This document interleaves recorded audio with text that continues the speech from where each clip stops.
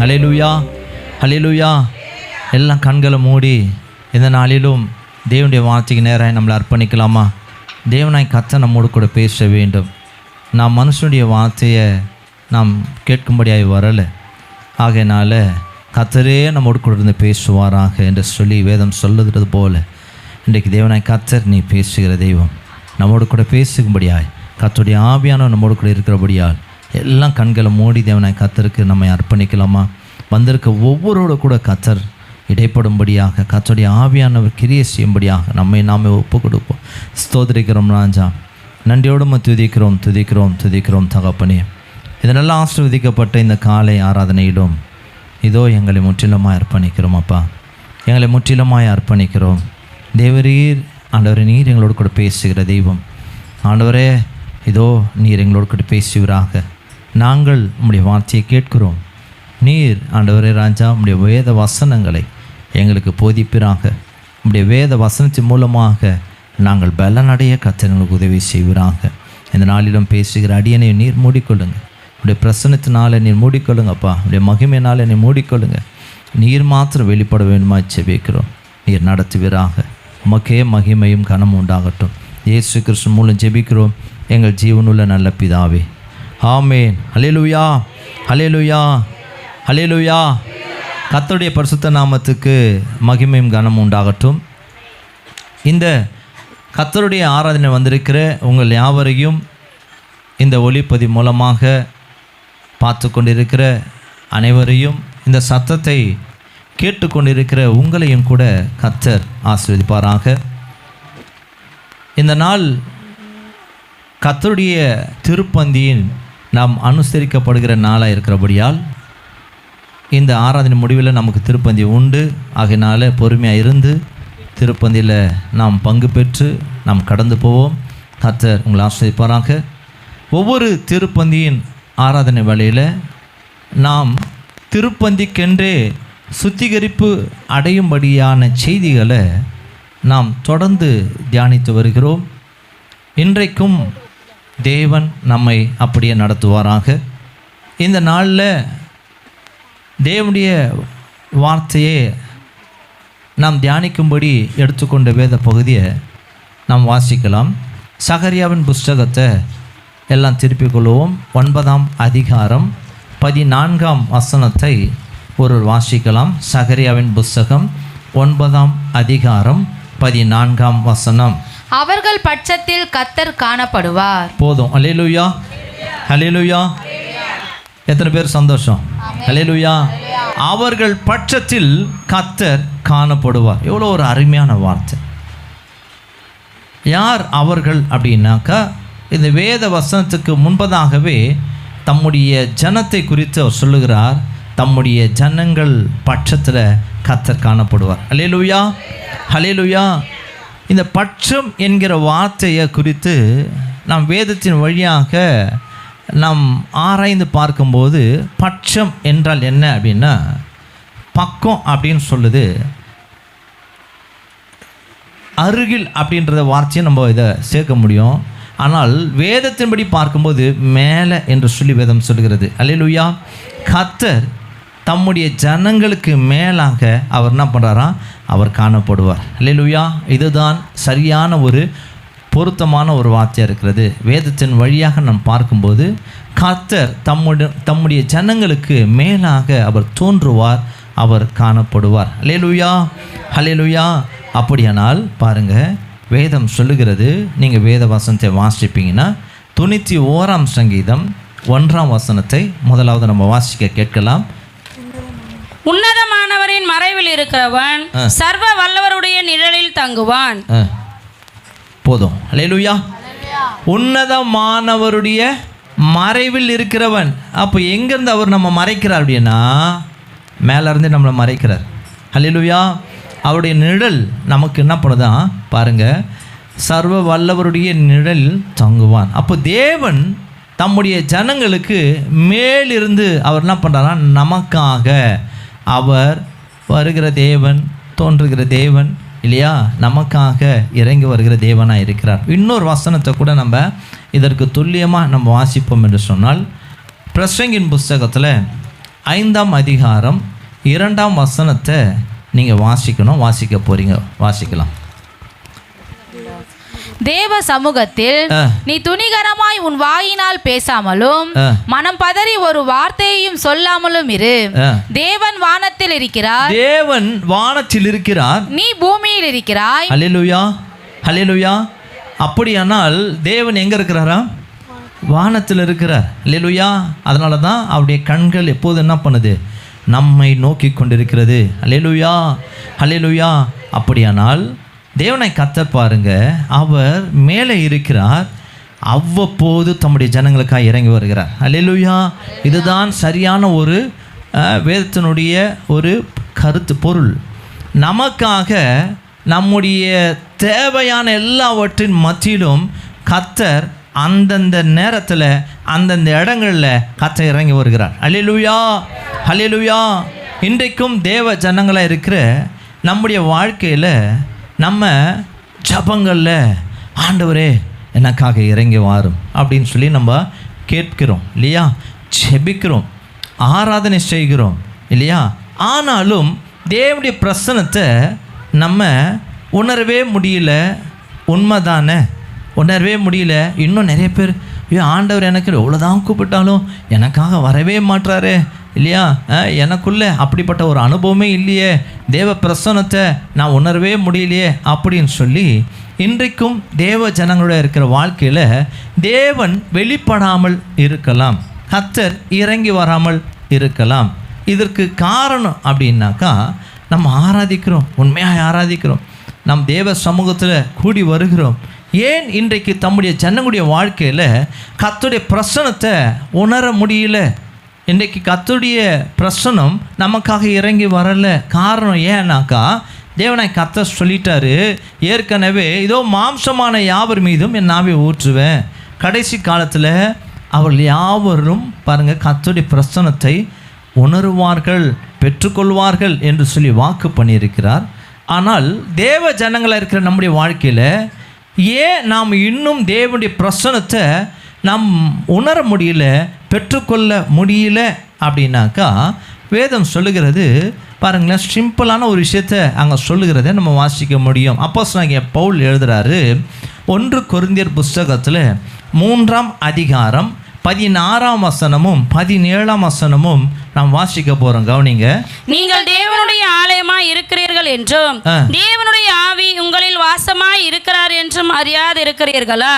ஒருவன் தேவனுடைய ஆலயத்தை கெடுத்தால் அவனை தேவன் கெடுப்பார். தேவனுடைய ஆலயம் பரிசுத்தமாய் இருக்கிறது, நீங்களே அந்த ஆலயம். ஹல்லேலூயா. இந்த வசனத்தின் முடிவில் சொல்றாரு, நீங்கள் தான் யாரு? அவருடைய ஆலயம். ஆனால் கர்த்தர் இல்லை. எப்படி முடிகிறார் பார்த்தீங்களா? நீங்கள் தான் தேவ ஆலயம். அப்போ ஒரு சந்தோஷமாகுது, நீங்கள் தான் தேவ ஆலயம் அப்படின்னாக்கா, பரவாயில்லையே கர்த்தருடைய ஆலயமாக இருக்கிறோம் அப்படின்னு சொல்லி நம்ம என்ன பண்ணுறோம், கொஞ்சம் அப்படியே சந்தோஷமாக இருந்தாலும், ஆனாலும் இந்த ஆலயம் எப்படி இருக்குது? வெறுமையாக இருக்குது. இந்த ஆலயத்தில் என்ன இல்லை? கர்த்தருடைய பிரசன்னம் இல்லை. ஏன் இல்லை அப்படின்றத நம்ம இன்றைக்கு தியானிக்க போகிறோம். அல்லேலூயா. ஏன் நமக்குள்ள கர்த்தருடைய பிரசன்னம் இல்லை? வேதத்தில் இதை குறித்து பழைய ஏற்பாட்டின் புஸ்தகத்தில் நீங்கள் வாசிப்பீங்கன்னா பாருங்களேன், எசேக்கியேல் தீர்க்கதரிசன புஸ்தகத்தை எல்லாம் திருப்பிக் கொள்ளலாம். 10ஆம் அதிகாரம் 1 முதல் 5 வசனம் வரைக்கும் நம்ம வாசிக்க போகிறோம். கவனிங்க. எசேக்கியேல் தீர்க்கதரிசன புஸ்தகம் 10ஆம் அதிகாரம் 1 முதல் 5 வரை. இதோ கேருபீன்களுடைய தலைக்கு மேல் இருந்த மண்டலத்தில் இந்திர நீல ரத்தினம் போன்ற சிங்காசன சாயலான ஒரு தோற்றத்தை கண்டேன். அது அவைகளுக்கு மேல் காணப்பட்டது. அவர் சணல் நூல் அங்கி தரித்திருந்த புருஷனை நோக்கி, நீ கேருபின் கீழ் இருக்கிற சக்கரங்களுக்கு நடுவிலே பிரவேசித்து கேருபீன்களின் நடுவே இருக்கிற அக்கினி தழலில் உன் கை நிறைய எடுத்து அதை நகரத்தின் மேல் இறை என்றார். அப்படியே அவன் என் கண் காண உள்ளே பிரவேசித்தான். அந்த புருஷன் உள்ளே பிரவேசிக்கையில் கேருபீன்கள் ஆலயத்தின் வலது புறத்தில் நின்றன. ஒரு மேகம் உட்பிரகாரத்தை நிரப்பிற்று. கர்த்தருடைய மகிமை கேருபீன் மேலிருந்து எழும்பி ஆலயத்தின் வாசற்படியிலே வந்தது. ஆலயம் மேகத்தினாலே நிறைந்திருந்தது. பிரகாரமும் கர்த்தருடைய மகிமையின் பிரகாசத்தினால் நிரம்பிற்று. கேருபீன்களுடைய செட்டைகளின் இரைச்சல் சர்வத்துக்கும் வல்ல தேவன் பேசுகையில் உண்டாகும் சத்தம் போல வெளி பிரகாரம் மட்டும் கேட்கப்பட்டது. அல்லேலூயா. இந்த 5 வசனங்கள்ல நாம் பார்க்கிறோம் கர்த்தருடைய மகிமை தேவ ஆலயத்துக்குள்ள வாசமாக இருந்தது. அல்லேலூயா. கவனிக்கணும், இந்த தேவ ஆலயம் என்று சொன்னால் நீங்களும் நானும் தேவ ஆலயம். அல்லேலூயா. ஆனால் இங்கே சொல்லப்படுகிறது கர்த்தருடைய மகிமையானது எப்படி ஆலயத்தை நிரப்புகிறது அப்படின்னா, கர்த்தருடைய மேகமாக இந்த ஆலயத்தை நிரப்புகிறதை இந்த எசேக்கியேல் என்கிறதான தீர்க்கதரிசிக்கு கர்த்தர் தரிசனத்தில் காண்பிக்கிறார். ஆனால் அதே ஆலயம் எப்படிப்பட்டதாக இருக்கிறது என்று சொல்லி 11ஆம் அதிகாரத்தில் நீங்கள் திருப்பிக் கொள்ளுங்க. 11ஆம் அதிகாரம் 23ஆம் வசனத்தை நாம் வாசிக்கலாம். கர்த்தருடைய மகிமை நகரத்தின் நடுவிலிருந்து எழும்பி, கவனிக்கணும், நகரத்தின் நடுவிலிருந்து எழும்பி நகரத்துக்கு கிழக்கே இருக்கிற மலையின் மேல் போய் நின்றது. ஏன் நின்னுச்சு? அல்லேலூயா, அல்லேலூயா. கவனிச்சிங்களா இந்த வசனத்தை? நகரத்திலிருந்து எழும்பி அவர் எங்கே போயிட்டார்னா மலைகள் மேலே போயிட்டார். ஏன்னா வேதம் சொல்லுகிறது ஒருவரும் சேரக்கூடாத ஒளியில் அவர் யாரும் வர முடியாது. அந்த இடத்துல போய் என்ன பண்ணுறாருன்னா, பிறகு ஏன் போயிட்டார்? தேசத்துக்குள்ளே இருந்தவர், தேவாலயத்துக்குள்ளே இருந்தவர். ஆனால் இப்போ எங்கே இல்லை அப்படின்னா தேவாலயத்தில் இல்லை. ஏன் இல்லை? இன்றைக்கு நம்ம வாழ்க்கையிலும் அப்படி தான். ஏன் இல்லை? நீங்கள் வாசிக்கணும். அதுக்கு முன்பதாக ஏன் இல்லை என்பதை அங்கே எழுதப்பட்டிருக்கிறது. இப்போ வாசிக்கலாம். 21ஆம் வசனமும் 22ஆம் வசனமும்.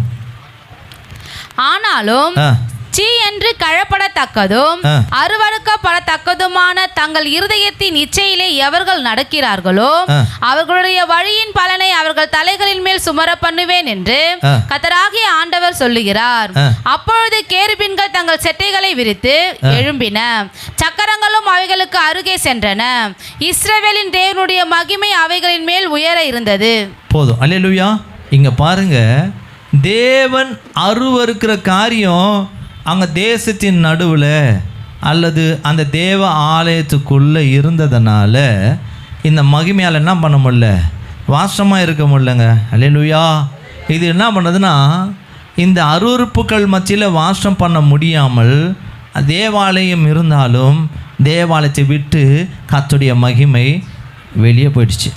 அல்லேலூயா, அல்லேலூயா. பாருங்கள், தேவாலயம் மாத்திரம் இருக்குது, கர்த்தருடைய மகிமை இல்லை. இன்றைக்கும் தேவ ஜனங்களாக இருக்க நம்முடைய வாழ்க்கையிலும் அப்படி தான். இன்றைக்கு நம்ம தேவ ஜனங்களாக இருக்கிறோம், தேவ ஆலயமாக இருக்கிறோம். ஆனால் தேவ மகிமை நமக்குள்ளே இன்னமும் இருக்குது, இல்லாமல் இருக்கிறது. அப்படின்னா உண்மையாகவே நம்ம இதை கொஞ்சம் நிதானித்து பார்க்கணும். நான் தேவ ஆலயம், எனக்குள்ளே கர்த்தர் வாசமாக இருக்கணும், இதுதான் நியாயம். ஆனால் இல்லாமல் வெறுமையாக இருக்கிறேனே அப்படின்னு சொல்லி நம்மை நாமே நிதானித்து பார்க்கணும். ஏன் கர்த்தருடைய மகிமை நமக்குள்ளே இல்லை? ஏன் கர்த்தருடைய ஆவியானுடைய பிரசன்னம் நமக்குள்ளே இல்லை அப்படின்னாக்கா, ஏதோ ஒன்று நமக்குள்ளே என்ன பண்ணுது? நமக்குள்ளே இருக்கிறதுனால இதோடு கூட ஆவியான என்ன பண்ண முடியாது? வாசமாக இருக்க முடியாது. இன்றைக்கும் சில பேருக்கு நிறைய கேள்விகள் இருக்கும். ஒரு மனுஷன் ஞானஸ்தானம் பெற்றுக்கொண்ட பிறகு அவனுக்குள்ளே ஆரம்பத்திலே ஆண்டவராகிய கர்த்தருடைய ஆவியானவர் வந்துடுறாரு, அதுக்கப்புறம் அவனை விட்டு எப்படி போயிடுறாரு அப்படின்னு சொல்லி சில பேருக்கு இதை சந்தேகம்லாம் இருக்கலாம். ஆனால் ஒரு மனுஷன் ஞானஸ்தானம் பெறும்போது 3 காரியம் நிறைவேறுது.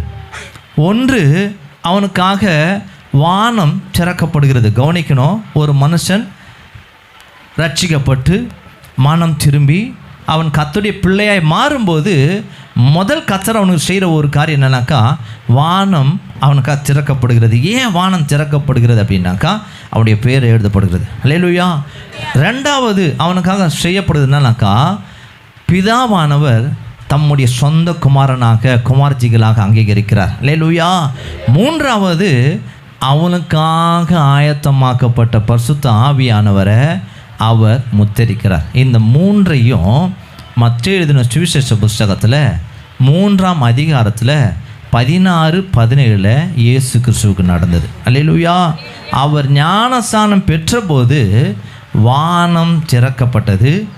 அவருடைய ஞானஸ்நானம் பெற்ற அந்த நேரத்தில் வானத்திலிருந்து ஒரு சத்தம் உண்டாகி, இவர் என்னுடைய நேசகுமாரன், இவரில் பிரியமாய் இருக்கிறேன் என்று சொன்னபோது அங்கே பரிசுத்த ஆவியானவர் புறாவை போல வந்து இறங்குகிற அந்த 3 காரியமும் ஒவ்வொரு மனுஷனுக்குள்ள ரட்சிக்கப்படும்போது இது நடக்கிறது. ஆனால் பாருங்களேன், ஞானஸ்நானம் எடுத்த மனுஷனுடைய வாழ்க்கையில் இந்த எசேக்கியேல் புஸ்தகத்தில் எழுதப்பட்டது போல அவன் ஒவ்வொரு நாளும் பரிசுத்தவானாய் அந்த ரட்சிக்கப்பட்ட அனுபவத்தில் வாழ்வான் என்று சொன்னால் அவனுக்குள்ள கர்த்தருடைய மகிமை இருக்கும்.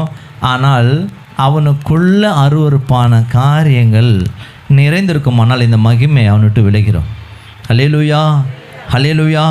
அப்படியானால் பாருங்கள், அந்த தேவ ஆலயமும் பாருங்கள் கர்த்தருடைய மகிமை அவருடைய அந்த ஆலயத்திலிருந்து விலகி போனது போல இன்றைக்கு ஒவ்வொரு மனுஷன் தேவ ஜனங்களாக இருந்தாலும் ஆலயங்களாக இருந்தாலும் நமக்குள்ள கர்த்தருடைய மகிமை இல்லாமலும் வராமலும் இருப்பதற்கு காரணம் கர்த்தர் அருவருக்கிற காரியங்கள் நமக்குள்ளே இருக்கிறதுனால தான். அல்லேலூயா, அல்லேலூயா. இதை நம்ம தான் கண்டுபிடிக்கணும். அல்லேலூயா. அப்படியானால் தேவ ஆவியானவர் நமக்குள்ளே இருக்கிறாரா இல்லையா என்பதை, தேவன் நமக்குள்ளே இருக்கிறாரா இல்லையா என்பதை நாம் கண்டு கொள்வதற்கு சில காரியங்களை நீங்கள் செய்து பார்த்தா உங்களுக்கே தெரியும். அல்லேலூயா. அப்படியானால் பாருங்கள், தேவனாய் கர்த்தர் பாருங்கள், இன்றைக்கு ஒவ்வொரு மனுஷனுக்குள்ளே அவர் வாசமாக இருக்க விரும்புகிறார். நாம் தேவ ஜனங்கள் தான். நம்ம இடறி பாவம் செய்யும்போது பாருங்கள், நம்மை குற்றப்படுத்துகிற உணர்வு ஆவியானவர் தருகிறார். நீங்கள் பாவம் செய்யும்போது தவறும் போதெல்லாம் எங்கெல்லாம் நம்ம இடறுகிறோம் தவறுகிறோம் போதெல்லாம் கர்த்தருடைய ஆவியான உடனே வந்து நமக்குள்ளே என்ன பண்ணுவார்னா, ஏய் நீ செய்வது தப்பு, நீ ஒன்றாண்டட்டா என்ன பண்ணு, மனம் திரும்பு அப்படின்னு சொல்லி நமக்குள்ளே ஒரு உணர்வை தூண்டி என்ன பண்ணுறான்னா மனம் திரும்பும்படி, கர்த்தரிடத்தில் மனம் திரும்பும்படி அவர் என்ன பண்ணுறாருன்னா கிரியை செய்கிறார். இது ஆவியானவர் இருக்கிறவனுடைய நிலைமை. ஆனால் அதே மனிதன் தான் தவறு செய்திருந்தோம் அதை உணராமல் இருக்கிறான். பார்த்தீங்களா இல்லையா? உணராமல் இருப்பான் என்று சொன்னால் அவனை குற்றப்படுத்துகிற ஒரு உணர்வு அவனுக்குள்ளே இல்லாமல் இருக்குமானால் அந்த மனிதன் தான் தவறு செய்கிறதே என்று கூட தெரியாமல் இருப்பான். அவன் செய்கிறது நான் இதெல்லாம் பண்ணேன், அதெல்லாம் தப்பே இல்லை. அவன் மனுஷனுடைய வாழ்க்கை எப்படி ஆகிடுன்னா, நாளுக்கு நாள் தவறு செய்து கொண்டு அதெல்லாம் கரெக்டு தான், நான் இப்படி தான் இவங்களுக்கெல்லாம் செய்யணும், இப்படியெல்லாம் என்றைக்கு பேச ஆரம்பிக்கிறானோ அவனுக்குள்ளே அந்த உணர்வே இல்லாமல் இருக்கும். பார்த்தீங்களா? அவனுக்கு நான் செய்வது தப்பெல்லாம் கிடையாது அப்படின்னு சொல்லி அவன் நினைக்கிறான், சொல்கிறான். பார்த்தீங்களா?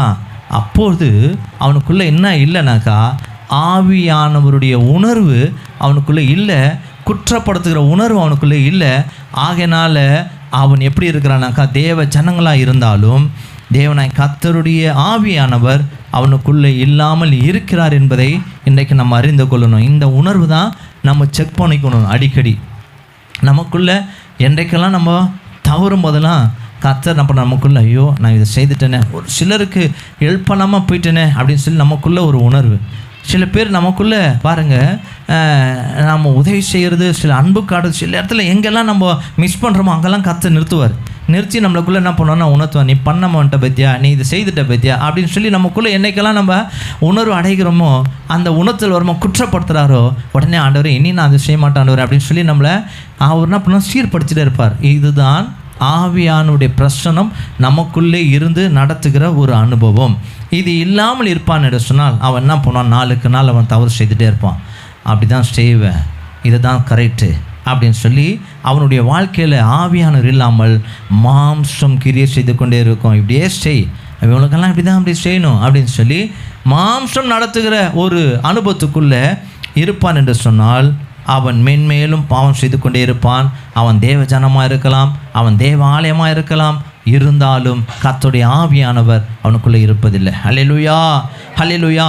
அப்போ கர்த்தருடைய ஆவியானவர் நம்மோடு கூட இருக்க வேண்டுமானால், நம்முடைய பட்சத்தில் வர வேண்டுமானால், நமக்காக இறங்க வேண்டுமானால் யாருக்கு இறங்குவார்? நம்ம என்ன செய்யணும்? வேதத்தில் பாருங்களேன், ஒவ்வொரு வேத பகுதியை நம்ம வாசிக்கும் உண்மையாகவே கர்த்தர் தம்முடைய ஜனங்களுக்காக, ஒரு குறிப்பிட்ட ஜனங்களுக்காக கர்த்தர் என்ன பண்ணால் இறங்கி வருகிறார். எப்படி வருகிறார்? வேதத்தில் ஒரு சம்பவத்தை வேகமாக வாசிக்கலாம். யாத்திராகம புஸ்தகத்தில் 13ஆம் அதிகாரம் 22ஆம் வசனத்தை நீங்கள் வாசிப்பீங்கன்னா, வாசிக்கலாமா? யாத்திராகம புஸ்தகம் 13ஆம் அதிகாரம் 22ஆம் வசனம். பகலிலே மேக ஸ்தம்பமும் இரவிலே அக்கினி ஸ்தம்பமும் ஜனங்களிடத்திலிருந்து விலகி போகவில்லை. அல்லேலூயா, அல்லேலூயா. பாருங்க, இஸ்ரவேல் ஜனங்களுக்காக தேவனாய் கர்த்தர் அவர்களுக்கு மேலாக மேக ஸ்தம்பமும் அக்னி ஸ்தம்பமும் தேவனாய் கர்த்தர் அவர்களுக்கு என்றைக்கு இதமாக கொடுத்தாரு? அவர் என்றைக்கு அவர்கள் எகிப்திலிருந்து வெளியே வனாந்தரத்தில் கால் எடுத்து வைத்தார்களோ அன்று முதல் தான் வந்துச்சு, எகிப்தில் வரல. அல்லேலூயா, அல்லேலூயா. அப்படியானால் அவர்கள் வனாந்தரத்தில் கால் எடுத்து வைக்கும்போது அவர்கள் எகிப்தை விட்டு வெளியே வரும்போது கர்த்தருடைய தூதனானவர் மேகமாகவும் அக்னியாகவும் என்ன பண்ணார்னா அவர்களுக்கு மேலே காணப்பட்டார். அல்லேலூயா.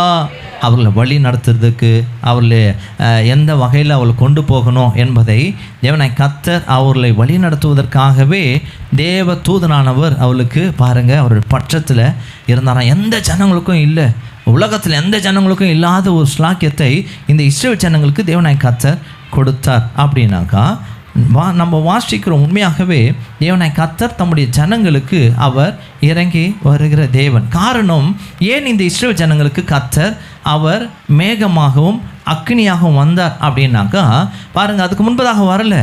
எப்போ வந்தார் அப்படின்னா மோசே தேவனாய் கர்த்தர் என்ன பண்ணுறாரா, இஸ்ரவேல் ஜனங்கள் எகிப்தில் அவர்கள் சொன்ன அந்த காலங்கள் நிறைவேறி வரும் நேரத்தில் கர்த்தர் மோசே அனுப்புகிறார்.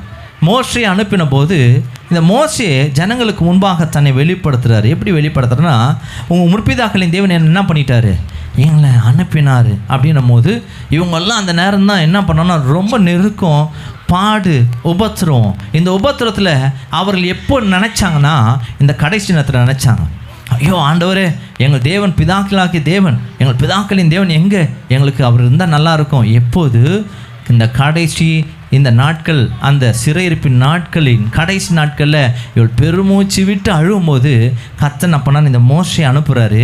இந்த மோசே சொன்னபோது உடனே நான் தாங்க கர்த்தர் என்னை அனுப்பினார் உங்களிடத்துல அப்படின்னு சொல்லும்போது முதல் அவர்கள் நம்பினார்கள். அல்லேலூயா. இன்றைக்கு அவங்களுடைய வாழ்க்கையில் ஏன் கர்த்தர் அப்படி இஸ்ரவேல் ஜனங்களுக்காக அவர் மேகமாகவும் அக்னியாகவும் வந்தார்னாக்கா முதல் நம்பினார்கள். கர்த்தர் என்ன அனுப்பினார் இதெல்லாம் சொல்லி அனுப்பினார் சொல்லி அவர் என்ன பண்ண அற்புதங்களை காண்பிக்கிறான். கர்த்தர் என்னை அனுப்பினார் என்று சொன்னபோது உடனே நம்பினார். ரெண்டாவது, அவர்களுக்கு தேவனாய் கர்த்தர் வைத்திருக்கிற கானான் தேசத்தை அதை சொன்னார் பாருங்க, அதை விசுவாசித்தார்கள். அல்லேலூயா. இப்போ ரெண்டு காரியத்தை இந்த இஸ்ரவேல் ஜனங்கள் செய்தாங்க. முதலாவது, மோசே தான் தேவ மனுஷன் என்பதை நம்பினார்கள். இன்றைக்கு நம்ம வாழ்க்கையில் கூட நம்பிக்கையும் விசுவாசமும் ரொம்ப ரொம்ப அவசியம். கவனிக்கணும், நம்பிக்கையும் விசுவாசமும் ஒரு மனுஷனுக்கு, அது முக்கியமாக குறிப்பாக தேவ ஜனங்களுக்கு மிகவும் அவசியம். அப்படியானா இந்த மோசே ஜனங்கள் நம்பினார்கள். நம்புவது என்னன்னாக்கா, நிறைய பேருக்கு நம்பிக்கையும் விசுவாசத்துக்கும் சில விளக்கமே தெரியாமல் இருப்பாங்க. நம்பிக்கை என்ன விசுவாசம் என்னன்னாக்கா ரெண்டும் ஒன்று அப்படின்னு நினச்சிக்கிறேன். அப்படி இல்லை. நம்பிக்கை என்பது சொல்லுகிறதை பார்த்து அப்படியே ஏற்றுக்கொள்வது நம்பிக்கை. விசுவாசம் என்பது காணாத ஒன்றை ஏற்றுக்கொள்வது விசுவாசம். அல்லேலூயா, அல்லேலூயா. இப்போ மோசே தேவ மனுஷன் என்று நம்பினார்கள். கானான் தேசம் ஒன்று இருக்கிறது என்பதை விசுவாசித்தார்கள். அல்லேலூயா. இப்போ தேவ ஜனங்கள் எங்களுக்காக தேவனாய் கர்த்தர் கானான் தேசத்தை கொடுத்திருக்கிறார் என்று சொல்லி காணாமல் இருக்கிற அந்த கானான் தேசத்தை அவர்கள் விசுவாசத்தோடு கூட அவர்கள் அதை சுதந்திரிக்கும்படி கடந்து வந்ததனால கர்த்தருடைய மேகமும் கர்த்தருடைய அக்கினியும் அவளுக்கு இருந்ததுங்க. அல்லேலூயா. இப்போ பார்த்தீங்களா, எந்த ஜனங்களுக்கும் இல்லாத ஒரு ஸ்லாக்கியம் கர்த்தர் அவர்களுக்காக இறங்கி வந்தார் என்று சொல்லி நாம் பார்க்கிறோம். அப்போ இன்றைக்கு நம்ம வாழ்க்கையில் கூட நம்பிக்கையும் விசுவாசமும் நிச்சயமாய் அவசியம் இல்லையா? தேவனை கர்த்தரை நம்புகிறோம், வசனத்தை நம்ம நம்புகிறோம். ஆனால் தேவன் சொல்கிற வாக்கு தத்துவத்தை நம்மளால் என்ன பண்ண முடியல, விசுவாசிக்க முடியல. ஏன் விசுவாசிக்க முடியல? வேதத்தில் நம்ம வாசிக்க போகிறோம். இயேசு கிறிஸ்து அவர் உயிர்த்தெழுந்த பின்பு பாருங்கள் தம்முடைய சீஷர்களை சந்திக்க வருகிறார். நீங்கள் யோவான் எழுதின சுவிசேஷ புஸ்தகத்தில் 20ஆம் அதிகாரம் 19ஆம் வசனத்தில் இந்த சம்பவம் இருக்குது. இயேசு கிறிஸ்து தம்முடைய சீஷர்களை சந்திக்க வராரு. அவர்கள் பூட்டப்பட்ட கதவுக்குள்ளாக அவள் எல்லாரும் உள்ளே இருக்கிறாங்க, யூதர்களுக்கு பயந்ததுனால.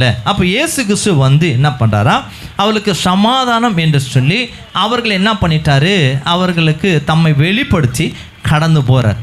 மீண்டுமாக 8 நாளைக்கு பின்பதாக மீண்டுமாக அவரை சந்திக்கும்படி வருகிறார். வேதத்தை வாசிக்கலாமா?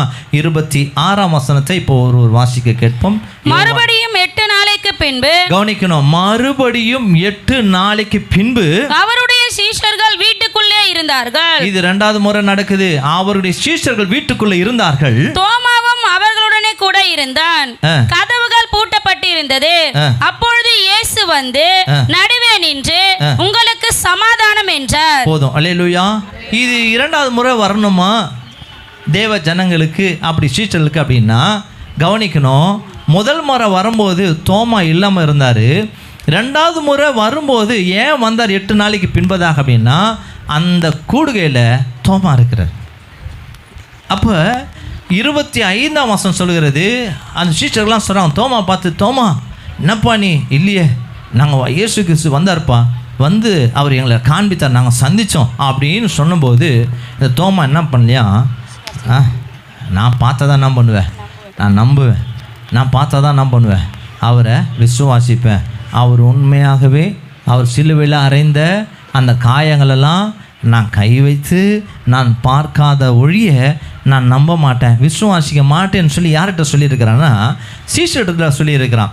இதை தேவனை கத்த உணர்ந்து தான் என்ன பண்ணாரா, அவன் இருக்கும்போது 2வது முறையாக வந்தார். ஒரு மனுஷனுக்காக இயேசு கிறிஸ்து வந்தாருங்க. ஹல்லேலூயா. நீங்கள் வேதத்தில் பாருங்கள். ஏன் அப்படின்னா அவன் விசுவாசிக்கணும். ஹல்லேலூயா. அவன் நம்பணும். அதுக்காக இயேசு கிறிஸ்து பூமிக்கு வந்தார். ஹல்லேலூயா. இன்றைக்கு கூட பாருங்கள், ஒரு மனுஷனுக்காக இயேசு கிறிஸ்து அவர் தம்முடைய ரத்தத்தை சிந்தினார். ஒரு மனுஷனுக்காக இயேசு கிறிஸ்து மரணத்தை ருசி பார்த்தாருங்க. இன்றைக்கு உங்கள் ஒருவருக்காக இயேசு கிறிஸ்து மரித்தார். ஹல்லேலூயா. பாருங்கள், வேதத்தில் இன்னொரு சம்பவத்தை கூட நீங்கள் பார்க்கும்போது ஒரு மனுஷன், மார்க் எழுதின சுவிசேஷ புஸ்தகம் 5ஆம் அதிகாரத்தில் நீங்கள் குறித்து கொள்ளுங்கள். 1லிருந்து 9, 18 வசனம் வரைக்கும் நீங்கள் அதை நீங்கள் குறித்து கொள்ளுன்னு சொன்னால் ஒரு மனுஷன் பிசாசினால் அலகழிக்கப்படுகிறதை பார்த்து கர்த்தர் அவனை சுகமாக்க போகிறார். அல்லேலூயா.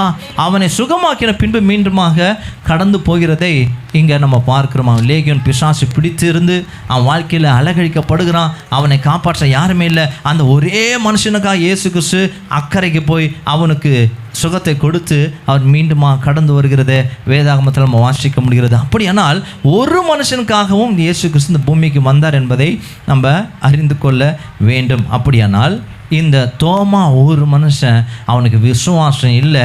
அவனுக்கு தேவனை கர்த்தர் மீண்டுமாய் வெளிப்படுத்துவதற்காகவே அவனுக்காக அவர் அந்த சீஷருடைய கூட்டத்தில் வந்து உங்களுக்கு சமாதானம் என்று சொன்னார். உடனே 27ஆம் வசனம் சொல்கிறது, வாசிக்கலாம். யோவான் 20ஆம் அதிகாரம் 27ஆம் வசனத்தில், பின்பு அவர் தோமாவை நோக்கி நீ உன் விரலை இங்கே நீட்டி என் கைகளை பார், உன் கையை நீட்டி என் விலாவிலே போடு, அவிசுவாசியாயிராமல் விசுவாசியாயிரு என்றார். அல்லேலூயா.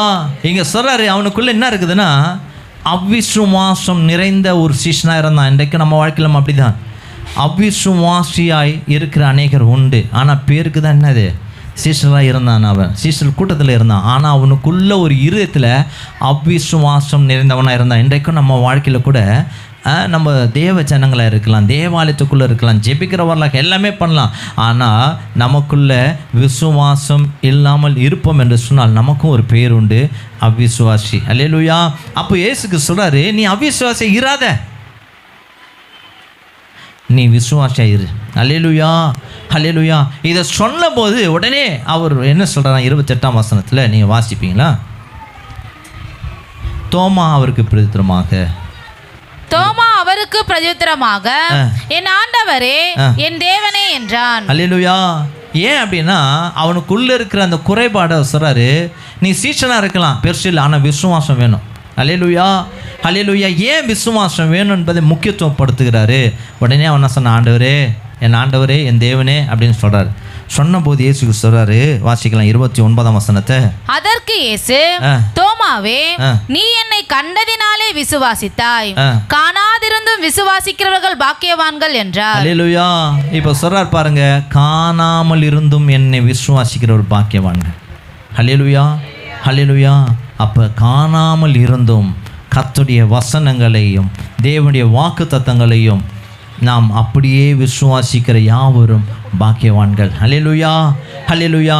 அப்போ இந்த இஸ்ரவேல் ஜனங்களுக்கு கர்த்தர் மேகமாகவும் அக்னியாகவும் அவர்கள் பட்சத்தில் வருவதற்கு காரணம், இஸ்ரவேல் ஜனங்கள் கானான் தேசத்தை கர்த்தருடைய வார்த்தையாக சொல்லும்போது அதை அப்படியே விசுவாசித்தபடியால் தேவனாய் கர்த்தர் பாருங்க அவர்களுக்காக அக்னியாகவும் மேகமாகவும் கர்த்தருடைய பட்சத்தில் இருந்தார். அவளை ஒருபோதும் ஒன்றும் செய்ய முடியல யாராலையும். அல்லேலூயா. அவளுடைய பிரயாணத்தில் தேவன் தான் நம்ம மீது கோவப்பட்டிருப்பாரே தவிர யாராலையும் ஒன்றும் செய்ய முடியாது. ஏன்னா கர்த்தருடைய பட்சத்தில் இருக்கிறார். அல்லேலூயா, அல்லேலூயா. இன்றைக்கும் தேவ ஜனங்கள் இருக்கிற நம்முடைய வாழ்க்கையிலும் கூட அநேக தேவ பிள்ளைகளாக இருக்கலாம். தேவனாய் கர்த்தர் அவளுக்காக ஏன் நமக்காக இறங்கி வரலை, ஏன் தேவனுடைய பிரசன்னம் எனக்குள்ளே வரமாட்டுறது என்று சொல்லி நம்ம கூட அநேக நம்ம ஒரு கேள்விக்குறியாகவே இருக்கலாம், ஒரு ஏக்கமாக கூட இருக்கலாம்.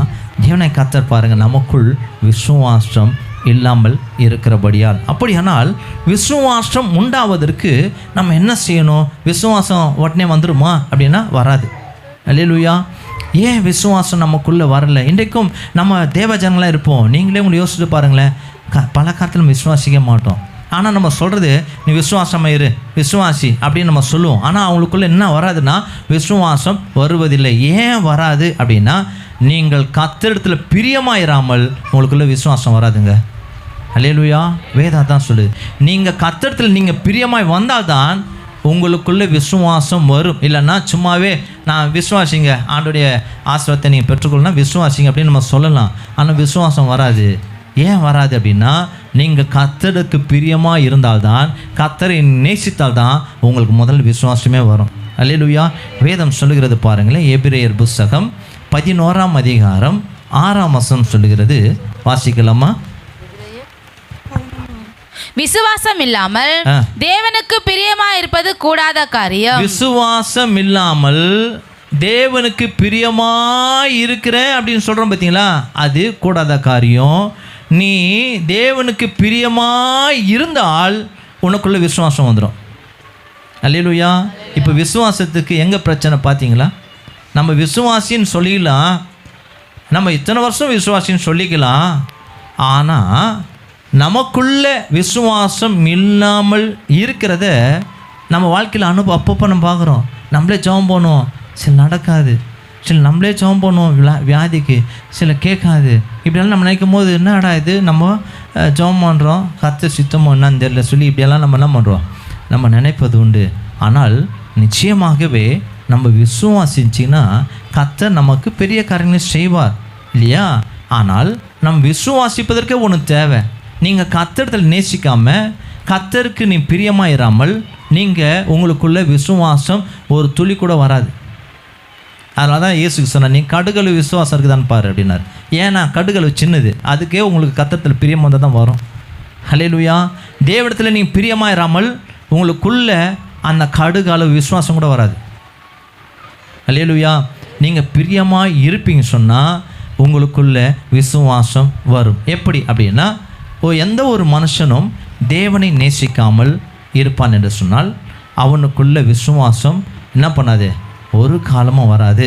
அவன் தேவனை நேசிக்கிறவனாக இருப்பான் என்று சொன்னால் நிச்சயமாகவே அவனுக்குள்ள விசுவாசம் நிறைந்திருக்கும். ஆகையினால தான் இயேசு கிறிஸ்து ஊழியம் செய்த நாட்களில் பாருங்களேன், யோவான் 11ஆம் அதிகாரம் 40ஆம் வசனத்தில் அவர் சொல்கிறாரு, நீ விசுவாசித்தால். யாரை பார்த்து சொன்னார் தெரியுங்களா? 2 பேரில் ஒருத்தரை பார்த்து சொல்கிறார். வாசிக்கலாம். நீ விசுவாசித்தால் தேவனுடைய மகிமையை காண்பா என்று நான் உனக்கு சொல்லவில்லையா என்றார். யாருக்கு சொன்னார் தெரியுங்களா இந்த வார்த்தையை? மார்த்தாளுக்கா மரியாளுக்கா? மேலே இருக்குது வசனம், மார்த்தாளை பார்த்துன்னு சொல்லலையே. அல்லேலூயா.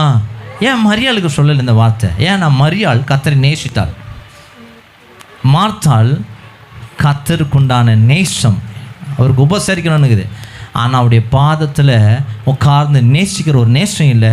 அதில் தான் அவளை பார்த்து சொல்கிறாரு, நீ விசுவாசித்தால் தேவனுடைய மகிமை காண்பாய். அல்லேலூயா. மரியாதை பார்த்து சொல்ல, மார்த்தாளை பார்த்து சொல்கிறாரு, மார்த்தாளே நீ விசுவாசித்தால் தேவனுடைய மகிமையை காண்பாய் என்று சொல்லி அவர் சொல்லுகிறதை நம்ம வாசிக்கிறோம். அப்படியானால் பாருங்கள், விசுவாசிக்கிறவனுக்கு மட்டும்தான் கர்த்தருடைய மகிமை வெளிப்படும். கவனிக்கணும், நீங்கள் விசுவாசித்தா தான் கர்த்தருடைய மகிமை உங்களுக்கு வெளிப்படும். அப்படியானால் நம்ம வேதம் சொல்லுகிறது பாருங்களேன். மார்க் எழுதின சுவிசேஷ புஸ்தகம் 16ஆம் அதிகாரம் 17-18 நீங்கள் வாசிக்க போகிறீங்க. விசுவாசிக்கிறவர்களால் நடக்கும் அடையாளங்கள் என்று சொல்லி இயேசு கிறிஸ்து தம்மை நேசிக்கிறவர்களை பார்த்து சொல்றார். வாசிக்கலாம். விசுவாசிக்கிறவர்களால் நடக்கும் அடையாளங்கள் ஆவன, என் நாமத்தினாலே பிசாசுகளை துரத்துவார்கள், நவமான பாஷைகளை பேசுவார்கள், சர்ப்பங்களை எடுப்பார்கள், சாவுக்கு ஏதுவான யாதொன்றை குடித்தாலும் அது அவர்களை சேதப்படுத்தாது, வியாதியஸ்தர் மேல் கைகளை வைப்பார்கள், அப்பொழுது அவர்கள் சொஸ்தமாவார்கள் என்றார். போதும். இதெல்லாம் ஒரே விசுவாசத்தினால செய்திட முடியுமா? விசுவாசத்தினால நீங்கள் என்ன பண்ண முடியாது. வெறும் விசுவாசத்தினால அற்புதங்கள் நடக்காது. நீங்கள் கர்த்தர் மீது நேசம் வைத்தால்தான் உங்களுக்குள்ள இந்த விசுவாசமே வரும். முதலாவது அல்லேலூயா. அப்படியானால் இவர் யாருக்கு சொல்கிறாருன்னா, கர்த்தரை நேசித்த சீஷர்களுக்கு சொல்கிறாரு, நீங்கள் விசுவாசிக்கிறவர்களால் நடக்கும் அடையாளங்கள் யாவன அப்படின்னு சொல்லிட்டு ஒரு லிஸ்ட்டு அங்கே இருக்கிறத நம்ம பார்க்குறோம் இல்லையா. பலமான காரியங்கள் செய்வோம், மகிமையான காரியங்கள் செய்வாங்க, அற்புதமான காரியங்கள் செய்வாங்க. இதெல்லாம் யாருக்குன்னா, கர்த்தரை நேசிக்கிறவர்களுக்கு விசுவாசத்தினால் அவங்க என்ன பண்ணுவாங்களாம், தைரியமாக செய்வார்கள். அல்லேலூயா. கர்த்தரை நேசிக்கிறவர்கள் எப்படி செய்ய முடியும்? யோசித்து பாருங்களேன் இல்லையா. கர்த்தரை நேசிக்காமல் ஒருவர் நான் விசுவாசிக்கிறேன்னு சொல்லி அவர்கள் ஒருவேளை அவர்கள் வியாதிசர்களுக்கு அவர்கள் சுகமாக்க முடியுமா? ஒருவேளை அவர்கள் பிசாசுகளை துரத்த முடியுமா? முடியாது. கர்த்தரை நேசிக்கிறவர்கள் தான் விசுவாசத்தோடு கூட இதை செய்ய முடியும். அல்லேலூயா, அல்லேலூயா. அப்போ இதை பொருள் என்னன்னாக்கா பாருங்க, நாம் கர்த்தருக்கு பிரியமாய் இருந்தால் மட்டுமே முதலாவது விசுவாசிக்க முடியும். அவர் மீது பிரியமாக இருந்து அவருடைய வார்த்தையை விசுவாசிக்கிற நம்புகிற யாவருக்கும் கர்த்தர் தம்முடைய மகிமையை என்ன பண்ணுறாருன்னா காண்பிக்கிறார். மற்ற யாருக்கும் கிடையாது. அவர் மீது பிரியமாக இருந்து அவருடைய வார்த்தையை நீங்கள் விசுவாசிப்பீர்னு சொன்னால் கர்த்தர் நமக்காக தம்முடைய மகிமையை காண்பிப்பார். வேதத்தில் ஒரு சம்பவத்தை நம்ம வாசிக்க போகிறோம். பாருங்களேன். அன்றைக்கு பாபிலோன் தேசத்தில் சாத்ராக், மேஷாக், ஆபேத்நேகோ அவர்கள் கர்த்தர் மீது அவ்வளோ விசுவாசமாக இருந்தாங்க. எப்படி விசுவாசமாக இருந்தார்கள்? வேதத்தை வாசிக்கலாம். தானியேல் புஸ்தகம் 3ஆம் அதிகாரம் 16-17 சொல்லுகிறது. வாசிக்கலாம் பாருங்களேன். தானியேல் புஸ்தகம் 3ஆம் அதிகாரம் 16-17. ஷாத்ராக், மேஷாக், ஆபேத்நேகோ என்பவர்கள் ராஜாவை நோக்கி, நேபுகாத் நேச்சாரே, இந்த காரியத்தை குறித்து உமக்கு உத்தரவு சொல்ல எங்களுக்கு அவசியம் இல்லை. நாங்கள் ஆராதிக்கிற எங்கள் தேவன் எங்களை தப்புவிக்க வல்லவராய் இருக்கிறார். அவர் எரிகிற அக்கினி சூளைக்கும் ராஜாவாகிய உம்முடைய கைக்கும் நீங்களாக்கி விடுவிப்பார். போதும். அல்லேலூயா. இவ்வளோ விசுவாசம் அவனுக்கு வருது. காரணம் என்ன? அவன் யாரு? தேவஜனங்க. பார்த்தீங்களா? ஏன் அப்படின்னா கர்த்தரை நேசிக்கிறதுனால அந்த நேசத்தினுடைய உச்சம் என்ன சொல்கிறன்னா, எங்களை தேவன் நிச்சயமாக என்ன பண்ணுவார்? காப்பாற்றுவார். எந்த சூழ்நிலை சொன்னாங்க தெரியுங்களா? எந்த சூழ்நிலை இந்த வார்த்தையை சொன்னாங்க தெரியுங்களா? அதில் தான் ஒரு வேதத்தை வாசிக்கும் போது அதோடைய சிச்சுவேஷன் நம்ம வாசிக்கணும், கவனிக்கணும். இப்போ இந்த நேபுகாத் நேச்சார் என்ன பண்ணாரா, ஒரு சிலையை உருவாக்கி, கவனிக்கணும், ஒரு சிலையை உருவாக்கி எல்லோரும் என்ன பண்ணோம், மேலே வாத்தியங்கள், அங்கே சவுண்டு ட்ரம்பட்லாம் வாசிப்பாங்க. அப்போ எல்லாருமே என்ன பண்ணோம், தாழ விழுந்து பணிந்து கொள்ளணும், இதுதான் ராஜாவின் கட்டளை அப்படின்னு சொல்லி அது ஒரு பெரிய ஒரு சமவெளி. பாபிலோன் தேசத்தில் ஒரு தூரா அப்படின்ற ஒரு சமவெளி பெருசு. அதில் எல்லா ஜனங்களையும் கொண்டு வந்துட்டான். தேசத்தினுடைய எல்லா ஜனங்களும் இருக்கிறாங்க. எல்லா ஜனங்களும் நிற்க வச்சு இவ்வளோ பெரிய ஒரு சிலையை என்ன பண்ணு, நீ வணங்கணும் அப்படின்னு ஒரு கட்டளை வருது. இப்போ கவனிக்கணும், எல்லாம் என்ன பண்ணுறாங்க, எல்லா ஜனங்களும் தாழ விழுந்து பணிகிறாங்க. ஆனால் 3 பேர் விடவே இல்லை. ஏன் விழலை? ஏன் தாழ விழலை? ஏன் வணங்கலை? அப்படின்னா இவன் கர்த்தரை அதிகமாக நேசிக்கிறாங்க. கவனிக்கணும், ஏன் இவங்களுக்குள்ள விசுவாசம் வந்துச்சு என்பதற்கு நீங்கள் வாசிப்பீங்கன்னா, அவளை கர்த்தரை அதிகமாக நேசிக்கிறதுனால தேவனுடைய கட்டளை சொல்லுது, என்னை அன்றி வேறு தேவன் உனக்கு வேணாம். அல்லேலூயா, அல்லேலூயா. இப்போ அவங்க கர்த்தரை நேசிக்கிறதுனால அவருடைய கட்டளைகள் என்ன பண்ணுறாங்க, உறுதியாக நிற்கிறான். நான் ஆண்டவரை மாத்திரம் தான் என்ன பண்ணுவேன், நான் தாழ விழுந்து பணிந்து கொள்வேனே அன்றி எந்த ஒரு சிலைக்கு முன்பாக நான் என்ன பண்ண மாட்டேன், நான் விழமாட்டேன்னு சொல்லி 3 பேர் நாங்கள் கவனிக்கணும். அப்படியானால் கர்த்தரை நேசிக்கிறதுனால தான் கர்த்தருடைய கட்டளை என்ன பண்ணாங்க, அவங்க கை கொண்டார்கள். ஆகையினால தான் அவங்க விசுவாசம் 100% இருந்துச்சு. அல்லேலூயா. இன்றைக்கி பார்த்தீங்களா, விசுவாசத்துக்கு முன்பாக நமக்கு ஏன் விசுவாசம் வரலை அப்படின்னா, யோசித்து பாருங்கள். இந்த 3 பேரும் கர்த்தரை அதிகமாக நேசித்தார்கள். இந்த 3 பேரும் கர்த்தரை நேசித்ததுனால அவருடைய கட்டளைகள் என்ன பண்ண அந்த பூமியில் அவர் கை கொண்டார். ராஜாக்கு முன்பதாக சிலையை வணங்க மாட்டான், நின்னாங்க. ஏன் இன்றைக்கு நம்ம வாழ்க்கையில் யோசித்து பாருங்களேன், இன்றைக்கி ஏன் விசுவாசம் இல்லை அப்படின்றதுக்கு முன்பதாக நீங்கள் உள்ள பேசிக்காக வருவீங்கன்னா நமக்குள்ளே கர்த்தரை நேசிக்கிற நேசம் எவ்வளோவா இருக்குது யோசித்து பாருங்கள். நீங்கள் நேசம் கம்மியாயிடுச்சுன்னா விசுவாசம் ஒரு துளி கூட இருக்காது. நீங்கள் நேசத்தை அதிகமாக்கி பாருங்கள், உங்களை அவர் என்ன பண்ணுவார்னா அடுத்த ஸ்டெப்பு உங்களை எப்படி தான் செய்வார், அவருடைய கட்டளை மட்டும் தான் நடக்கப்பார். அல்லேலூயா. ஒரு மனுஷன் கர்த்தரை நேசிக்கிறான்னாக்கா அவனுடைய வாழ்க்கையில் அவனுக்கு ஒரு பேக்ரவுண்டு ஒன்று இருக்குது. அவனை பார்த்தாவே தெரியும் இவன் கர்த்தரை நேசிக்கிறான். எதை வச்சு சொல்ல முடியும்னாக்கா அவன் கர்த்தருடைய கட்டளைகளை ஃபாலோ பண்ணும். அல்லேலூயா. யோவான் அதை தான் எழுதுகிறார். 1 யோவான் இல்லையா 5ஆம் அதிகாரம் 3ஆம் வசனம் நினைக்கிறேன், வாசிக்கலாமா? 1 யோவான் 5ஆம் அதிகாரம் 3ஆம் வசனம். நாம் தேவனுடைய கற்பனைகளை கைக்கொள்வதே அவரிடத்தில் அன்பு கூறுவதா. அல்லேலூயா. நம்ம நேசிக்கிறதுனால தான் நம்ம அடுத்தது ஒன்று செய்வோம். ஐயோ நான் ஆண்டவரை நேசிக்கிறேன், ஆகையினால் நான் என்ன பண்ணி ஆகணும், என் தேவனுக்காக அவருடைய கட்டளைப்படி நான் நடப்பேங்க. இப்படி நடக்கும்போது என்ன பண்ணுவேன், ஜெபிக்கும்போது நான் என் ஆண்டவரை நேசிக்கிறேன், அவருடைய கட்டளைப்படி நடக்கிறேன், இப்போ நான் ஜெபம் பண்ணுறேன், உனக்கு விசுவாசத்தினால் சுகமாகுது. அல்லேலூயா. அல்லேலூயா. அப்போ விசுவாசம் எதன் அடிப்படையில் இருக்குதுன்னா கவனிக்கணும். நீங்கள் கர்த்தரை நேசிக்கிறதுனால, நீங்கள் கர்த்தர் மீது பிரியமாக இருக்கிறதுனால நீங்கள் அவருடைய கட்டளைகளை கை கொள்ளுவீங்க. இப்போ யோசித்து பாருங்கள், நம்ம வெறும் விசுவாசம் மாத்திரம் இருக்கோம் என்று சொன்னால் இந்த விசுவாசம் நமக்குள்ளே போயிடும், ஒன்றுமே இருக்காது. நீங்கள் விசுவாசம் அந்த விசுவாசம் படி நடக்காது. ஏன்? நீங்கள் முதலாவது கர்த்தர் மீது நேசம் இல்லாதபடியால், கர்த்தர் மீது பிரியம் இல்லாதபடியால் நம்ம வாழ்க்கையில் விசுவாசம் கிரியை செய்யாது. நீங்கள் கர்த்தருடைய கட்டளையின்படி நடவாமல் இருப்பீன்னு சொன்னால் உங்களுக்கு விசுவாசம் கிரியை செய்யாது. கவனிக்கணும். அப்போ தேவ ஜனங்கள் நம்முடைய வாழ்க்கையில் நம்ம கர்த்தரை நேசிப்பீங்கன்னா நம்முடைய வாழ்க்கையில் கட்டளையின்படி நடப்போம். இந்த கட்டளைகளை நம்ம ஒரு தீமையான காரியத்தை கூட நம்ம என்ன பண்ண மாட்டோம், அனுமதிக்க மாட்டோம். அல்லேலூயா. கவனிச்சிங்களா? இந்த கட்டளைகளை ஃபாலோ பண்ணுறவனுடைய வாழ்க்கையில் என்ன பண்ண மாட்டான், ஒன்றுமே அனுமதிக்க மாட்டான் இல்லையா? 10 கட்டளை ஒன்று சொல்லுது, கொலை செய்யாதிருப்பாயாக, ஃபாலோ பண்ணும். கொலைப்பாதகமான பேச்சு நமக்கு வராது. வருது. எப்படி வருது? கர்த்தரை நேசிக்கிற நேசம் இல்லை. தீங்கு செய்யாத, தீமை செய்யாத, இச்சியாத இல்லையா, களவு செய்யாத, பொய் சாட்சி சொல்லாத. ஆனால் வருது. ஏன்? இந்த கட்டளையை ஃபாலோ பண்ண முடியல. ஏன்? அங்கே நேசம் இல்லை. ஒரு பாருங்கள், ஒருத்தர் நீங்கள் பக்கத்தில் இருக்கிற உங்கள் ஃப்ரெண்டுகளை நீங்கள் அதிகமாக நேசிச்சிங்கன்னா அவன் சொல்கிறத நீங்கள் செஞ்சிருவீங்க இல்லையா? நீங்கள் குடும்பத்தில் ஒரு நபரை நேசிக்கிறேன்னா அவன் விருப்பத்தை நிறைவேற்றுவீங்க. அதான் கட்டளைங்க. நம்ம கர்த்தரை நேசிக்கிற நேசத்தின்படி தான் நம்ம கட்டளை ஃபாலோ பண்ண முடியும். இல்லைனாக்கா அந்த கட்டளைப்படி நான் நடக்கலை அப்படின்னாக்கா அந்த நேசம் உனக்கு இல்லைன்னு தான் அர்த்தம், அவ்வளோதான். அப்போ நாமே அறிந்து கொள்ளுங்க, நான் கர்த்தருடைய கட்டளை நடக்கிறது இல்லை அப்படின்னாவே உடனே நீங்கள் எங்கே போயிருந்தா கர்த்தருடைய நேசத்துக்குள்ளே வந்துடும்.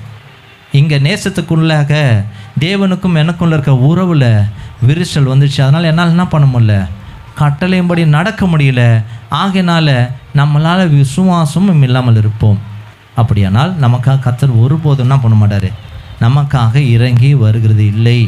இதுதான் வேதத்தினுடைய அடிப்படையான கருத்து. ஆகையினால இந்த சாத்ராக் மேஷாக் ஆபேத்நேகோ என்ன பண்ணாங்களாம், அவர்கள் கர்த்தரை அதிகமாக நேசித்தாங்க.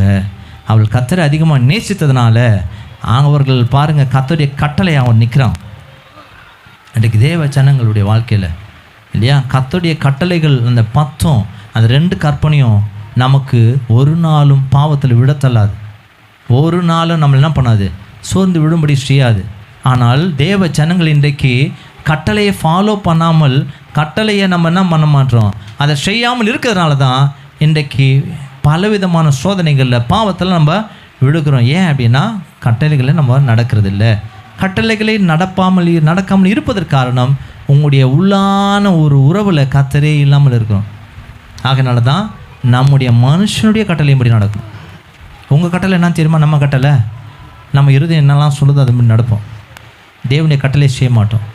இப்படிப்பட்ட நிலைமையில் நமக்கு ஒரு விசுவாசமே இருக்காது. ஆகையினால பாருங்கள், இந்த இஸ்ரவேல் ஜனங்கள் அப்படியே கானான் தேசத்தை சுதந்திரத்தது போல இந்த சாத்ராக் மேஷாக் ஆபேத்நேகோ அவர்களுக்காக கர்த்தர் அவருடைய பட்சத்தில் வந்தாருங்க.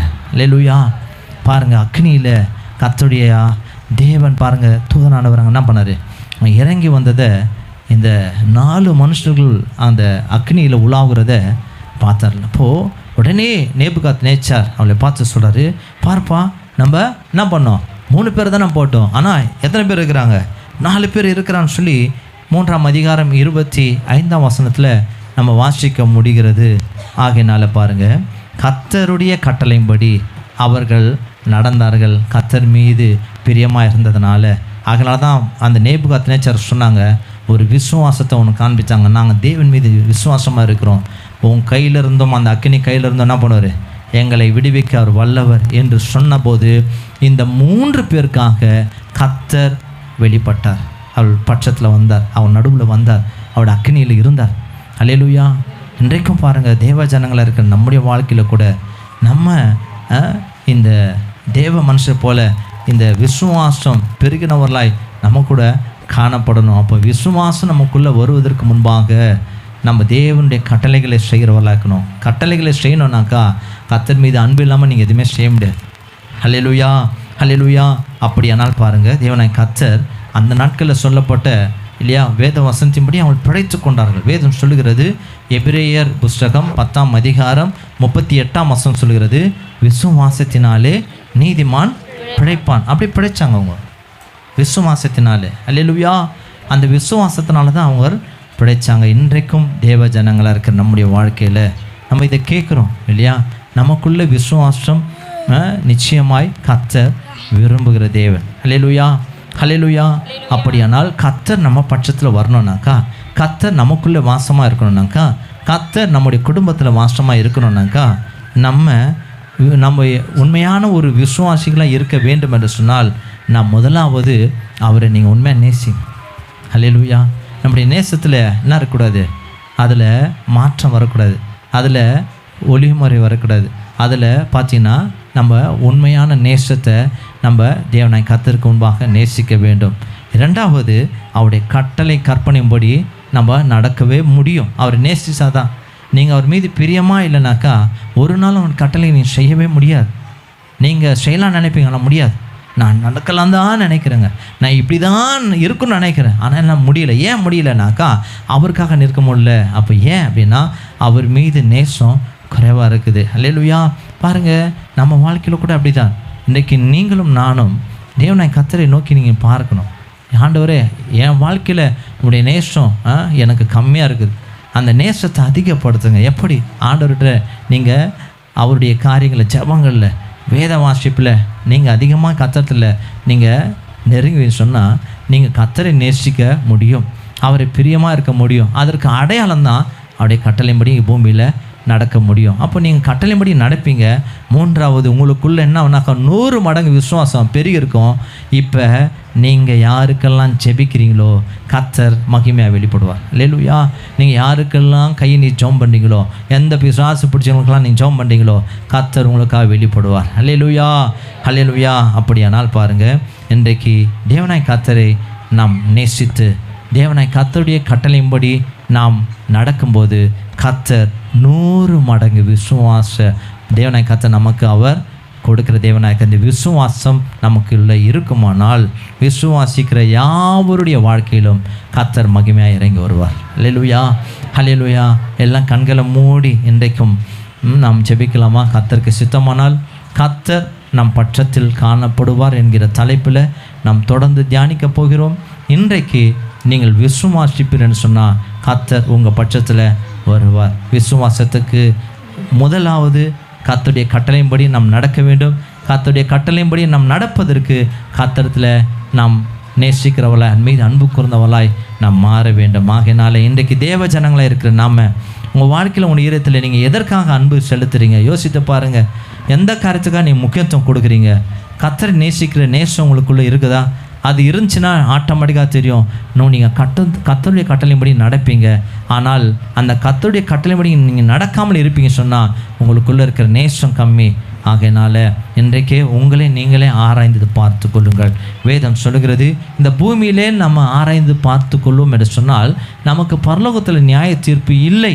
ஆகையினால இங்கே நீங்கள் தவறினீங்கன்னா அங்கே நமக்கு நியாய தீர்ப்பு உண்டு. ஆகையினால இந்த பூமியில் தேவ ஜனங்களை இருக்க நாம் இன்றைக்கு யோசித்து பாருங்கள். இன்றைக்கு என் வாழ்க்கையில் விசுவாசம் இல்லை, ரெண்டாவது அதற்கு முன்பாக கர்த்தருடைய கட்டளைப்படி நான் நடக்கிறதில்ல, அதுக்கு முன்பதாக அடிப்படையானது கர்த்தருடைய நேசம் எனக்கு இல்லாமல் இருக்குது. அப்படியானால் நீங்கள் இன்றைக்கே மனம் திரும்புங்கள். அவரை நேசிக்கிற நேசத்துக்குள்ளாக நீங்கள் பெருகுங்க. அவருடைய கட்டளைப்படி நீங்கள் வாழ்வீங்க. அப்போ உங்களுக்குள்ள விசுவாசம் நிறைந்திருக்கும். நீங்கள் ஜெபிப்பீங்க, நீங்கள் சொல்லுவீங்க, அப்படியே நிறைவேறும். அல்லேலூயா.